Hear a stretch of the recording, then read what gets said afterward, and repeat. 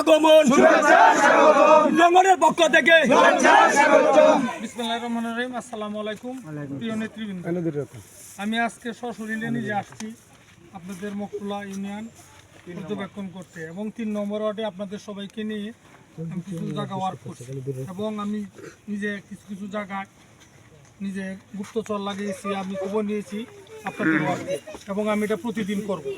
ঠিক আছে, আপনাদের সবার কাছে আমার দাবি আপনারা সবাই নিজের নিজ হয়ে কাজ করবেন এবং এখানে নয়ন মোনা নেতৃত্ব দিতেছে, মাসুদ, নয়ন, রতন ভাই, যুগ্ম আহ্বায়ক, আপনারা সবাই মিলিয়া আপনারা সঠিকভাবে কাজ করতেছেন। আমি আজ পর্যন্ত পর্যবেক্ষণে যা পাইলাম এবং আপনাদের